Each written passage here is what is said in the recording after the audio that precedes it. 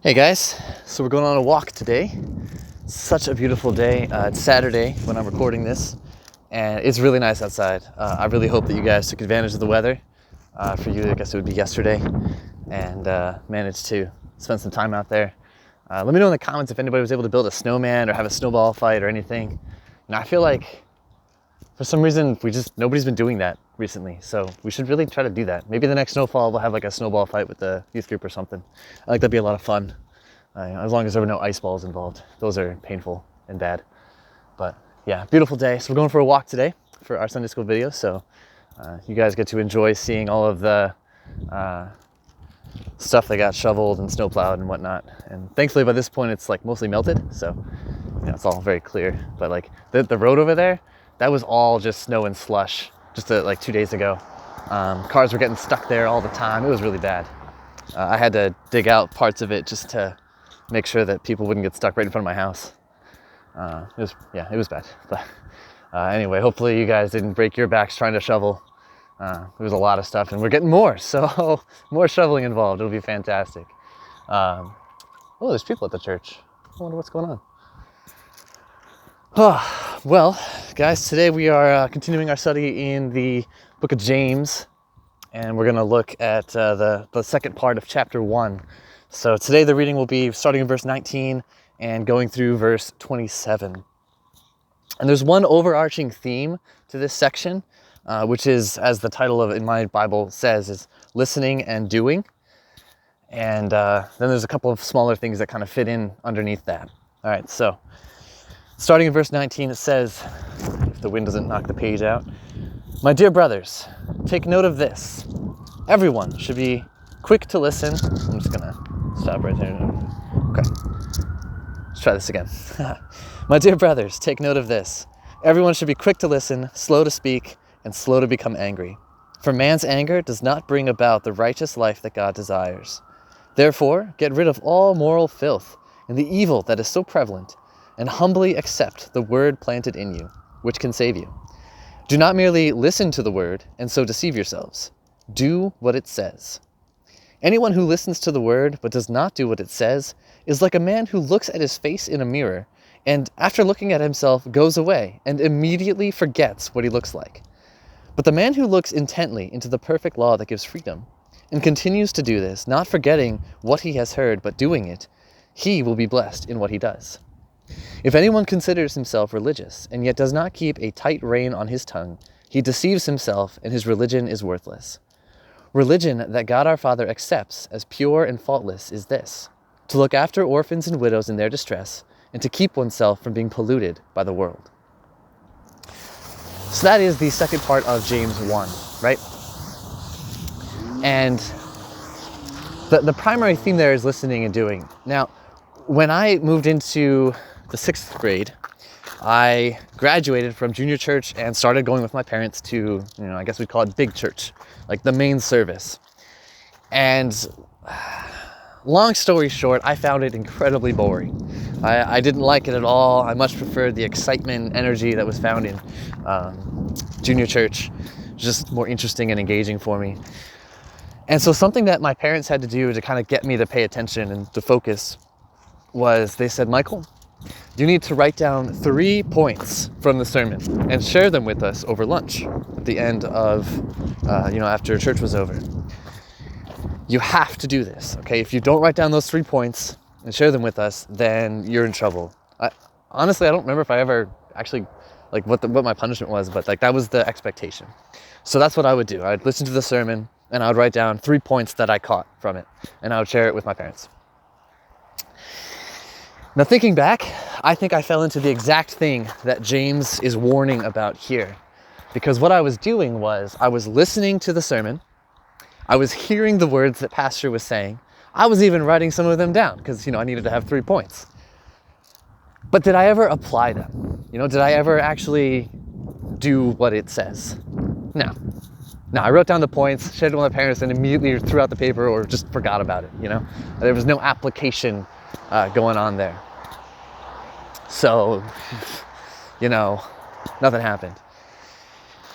And that's exactly what he's warning against. He says, you guys, you can't just listen to a sermon watch a Sunday school video, read the Bible and think that you're good to go. Like as if somehow hearing it is good enough. Like, oh yeah, I go to church on Sundays. That makes me religious. That makes me good. God is not looking for us to just go to church, just to attend a service. He wants us to actually apply the lessons that we're learning. He wants us to change the way that we live according to what we hear in those messages, what we read in His Word. As He said at the very beginning there, we have to be quick to listen, slow to speak, slow to become angry. Because human anger, our quick responses to things, our gut reactions typically do not lead to the righteous life that God desires for us. He wants us to live a life that is according to what He says is right. He wants us to live a good life. And just listening to messages, just reading the Bible and not doing what it says, not applying it, doesn't lead to that. So in that sense, we have to be quick to listen. We have to be ready and willing to hear what God is going to say to us, what He's going to challenge us with. And then we have to go one step further and actually do it, actually apply it. That is what God is looking for, and that is what James is advocating for in this passage. And so he's got that part where it's quick to listen, slow to speak, slow to become angry. Just imagine or think of any argument you've had where people are cutting you off, not even letting you finish, and they're just responding and like getting angry at you and stuff. Like that's what's happening. That's what he's warning against here. Don't do that. You want to listen. You want to try your best to understand what the other person is saying, and then you can respond. And that's the idea for that section. Like, apply this. And then he talks about, towards the end there, like after the whole listening and doing thing with the mirror and whatnot, he talks about, if anyone considers themselves religious, if you say, oh yeah, I'm a Christian, but you don't keep a tight rein on what you say, the words that come out of your mouth, then, what's the point of you being religious? What's the point of you being Christian? That religion, that faith is worthless because you're not doing what God has commanded. You're not following His laws. And He has warned us. We need to be using our words to build people up, not to tear them down, not to use foul language. I know some of you struggle with that. I've struggled with that a lot in my life with, I stub my toe or I get cut off in traffic or something, and I let some words come out of my mouth that shouldn't be coming out of my mouth. Should not. That's not what God's looking for. He wants us to keep a tight rein on our tongues, to only say things that are going to build other people up and not say things that are going to tear people down. And then, of course, at the very end there, he says this is the kind of religion that God looks for, that He wants, the kind of faith and life that God wants for us. And that is that we would take care of widows and orphans in their distress and keep ourselves from being polluted by the world. He wants us to have compassion for others, to see a need and respond to it, try to fill it, try to help somebody, and to not fall into all of the greedy and selfish desires of the world around us. He wants us to desire the things that He desires. He wants us to look for His heart in things. And so that's what we got to do. And each of these things, they would fall under that whole listening and doing thing. I've said these things, James said these things in the book, don't be quick to anger. Try to listen first and understand. Keep a tight rein on your tongue. We're saying these things and you're hearing it. But the challenge from this passage is not to just hear it. It is to do it, to apply it.